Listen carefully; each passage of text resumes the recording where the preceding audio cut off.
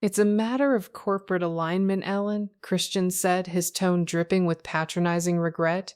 He slid a crisp white document across the glass desk. Your option is void. You are free to go. HR will help you clear your desk by noon. He offered a tight corporate smile, completely masking his thrill at cutting her loose right before her equity vested. He estimated this slick move just saved the company millions. Ellen didn't blink. She didn't argue, scream, or beg. She merely looked down at the termination letter, then back up at the man who thought he had just outsmarted her. She reached into her bag, pulled out a sleek black flash drive, and calmly slotted it into her personal laptop. With 3 quiet keystrokes, she revoked her personal LLC's active encryption certificates from the staging environment, effectively pulling her digital signature from the system's runtime framework. I understand, Christian, Ellen said, her voice dropping to a cool, steady whisper that sent an unprompted chill through the room.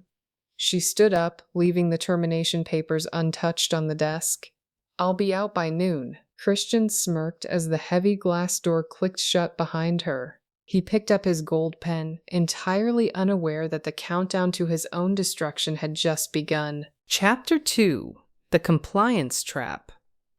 The air in the glass-walled conference room felt heavy, almost suffocating. It was 3:15 p.m., exactly 24 hours before the official signing of the $12 million Series A funding round. CEO Christian Vance sat at the head of the long oak table, a smug smile playing on his lips as he adjusted his tailored jacket. To his left sat 3 representatives from the lead investment firm, cold, unreadable, and meticulously thorough. To his right was an empty chair where Ellen, the lead software architect, should have been sitting. Christian had dismissed her that very morning, convinced that a developer, no matter how brilliant, was just an expensive cog in his grand machine. He thought he had saved the company a fortune in canceled options. The lead auditor, a sharp-eyed woman named Sarah, didn't look up from her tablet. Her fingers danced across the screen, reviewing the final compliance checklist. The technical infrastructure review is almost complete, Sarah said, her voice dropping the temperature in the room by a few degrees. We've verified the scaling metrics, the redundancy protocols, and the active user databases. Everything looks exceptional. Ellen's work is truly world-class. Christian leaned back, his smile widening. I told you, Sarah. We build only the best here. We don't need to worry about the tech. It's fully integrated into our core asset portfolio. Sarah stopped typing. She slowly raised her eyes, locking them onto Christian with a gaze that made his smile instantly freeze. Integrated, yes, but owned? That is what we are verifying right now. She clicked a button on her laptop, projecting a massive legal document onto the wall-mounted screen. It was the original intellectual property assignment framework from the company's inception. Christian's heart skipped a beat, though he forced a laugh. Of course it's owned. Every line of code written under this roof belongs to the corporation. Standard employment NDA and IP assignment clauses. We had HR handle it perfectly. He didn't mention that Ellen wasn't hired as a standard employee, but rather brought in as an independent consultant through her private LLC during the critical pivot phase. Sarah shifted her gaze to the corporate counsel sitting at the end of the table. The lawyer's face had gone completely pale. He was staring at Section 4.2 of the Tech Audit Addendum, his hands visibly trembling. Christian, the lawyer whispered, his voice cracking slightly. We have a catastrophic validation error. The core cryptographic engine and the proprietary ledger routing system, they aren't covered under the standard developer release. The room went dead silent. The faint hum of the server racks in the server room down the hall suddenly sounded like a ticking time bomb.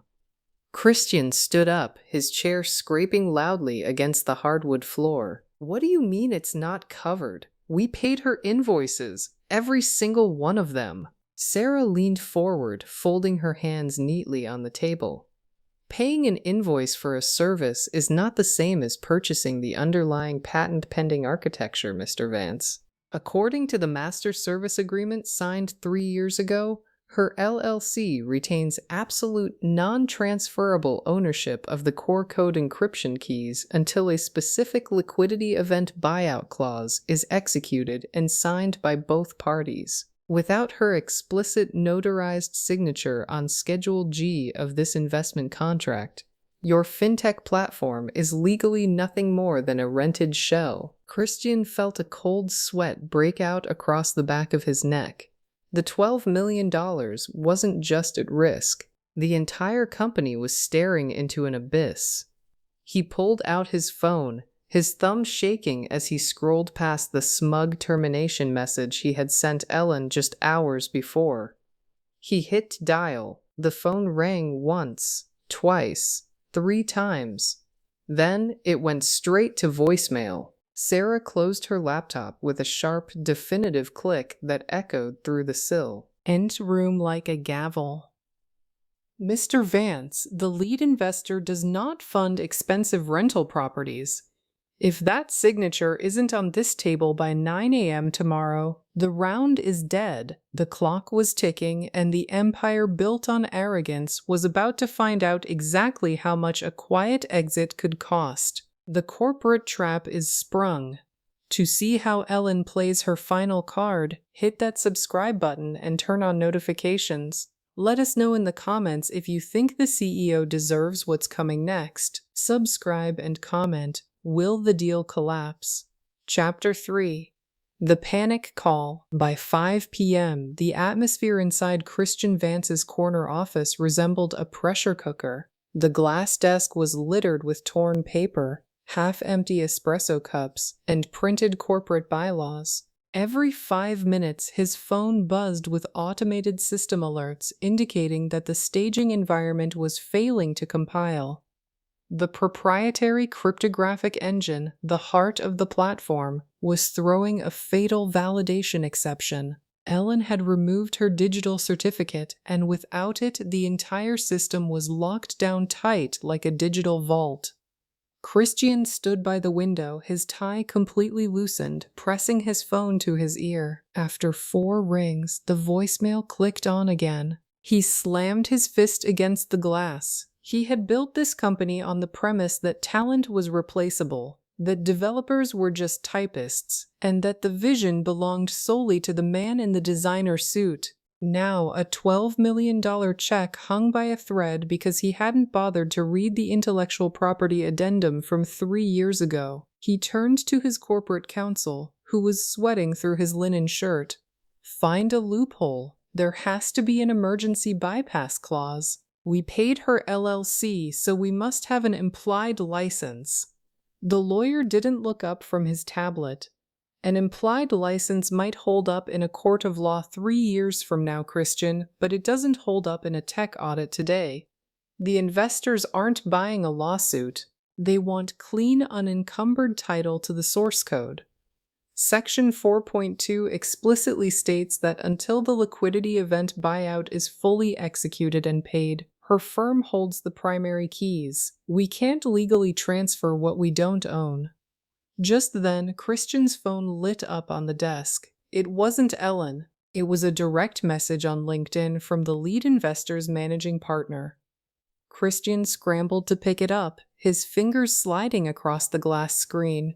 The notification read, "I won't renew until we speak." The message was cold, precise, and final. The investor was already smelling blood in the water.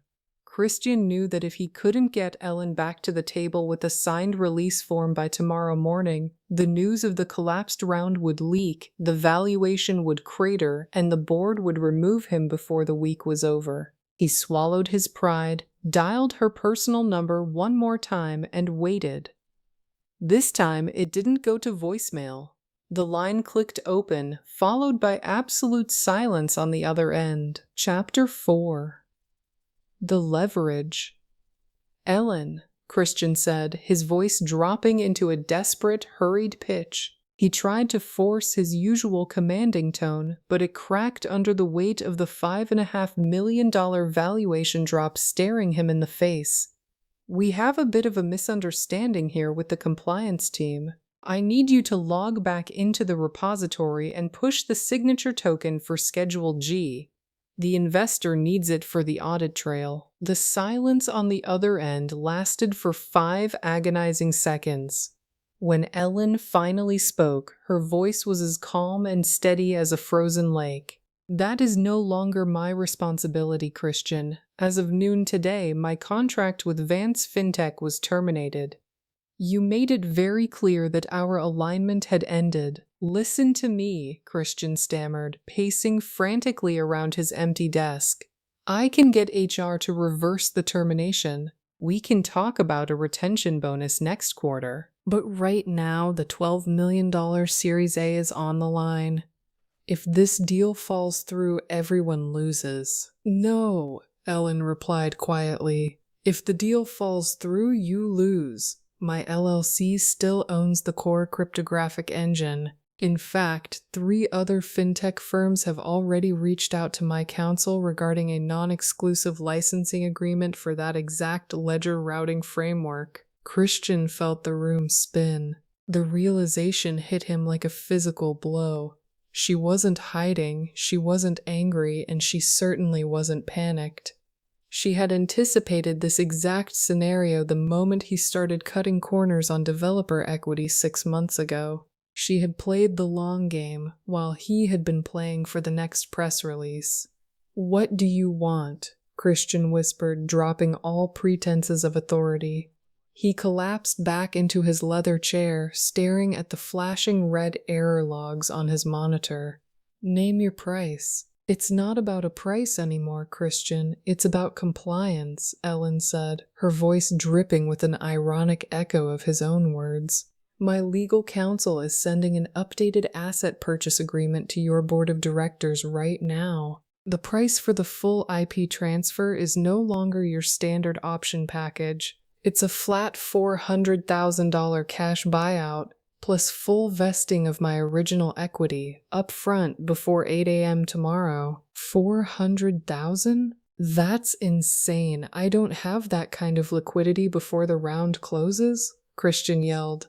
"Then I suggest you find it," Ellen said calmly, "because at 9 a.m. Sarah closes the tech audit, and without my signature, your platform doesn't exist." Before Christian could utter another word, the line went dead. Chapter 5. The Settlement. At 7:45 a.m., the rain had finally stopped, leaving the city below draped in a cold gray mist. Inside the empty Vance Fintech headquarters, Christian Vance looked like a ghost of the man who had confidently signed a termination letter just 24 hours prior. His eyes were bloodshot, his hands shook as he took a sip of stale coffee, and his signature-tailored jacket was tossed carelessly over a chair. He had spent the entire night on the phone with board members, emergency lenders, and the company's bank. The board's mandate had been brutal and unanimous: pay whatever it takes to save the $12 million round, or face immediate termination and a shareholder lawsuit for gross corporate negligence. The glass door of the conference room slid open promptly at 8 a.m. Ellen walked in wearing a sharp dark coat, accompanied by her legal counsel. She looked completely rested, holding a sleek tablet in her hand. Christian didn't say a word. He simply pushed a certified bank wire confirmation sheet across the table, along with a revised corporate equity roster. Ellen's lawyer reviewed the documents meticulously, checking the routing numbers and verifying the immediate unrestricted vesting of her shares. After a brief nod from her counsel, Ellen tapped her tablet screen twice. "The encryption keys have been officially transferred to the corporate repository," Ellen said, her voice cutting through the silent room with absolute clarity. "The compliance token is live. The tech audit will pass." Christian stared at the table, his voice barely a whisper. "You destroyed everything I built over a simple compliance dispute." Ellen paused at the door, looking back at the CEO who had once viewed her as nothing more than an expensive cog in his machine. I didn't destroy anything, Christian. I just made you pay for the foundation you were standing on. Good luck with your investors. At 9 a.m. sharp, Sarah closed her laptop and offered Christian a cold, professional handshake. The $12 million funding round was officially signed and secured. But as Christian sat alone in his massive empty office looking at the revised equity cap table, he realized the bitter truth. He was no longer the undisputed master of Aish, his empire. He was just a man who had been forced to learn, at the cost of his own pride and $400,000 in cash, that brilliance cannot be stolen.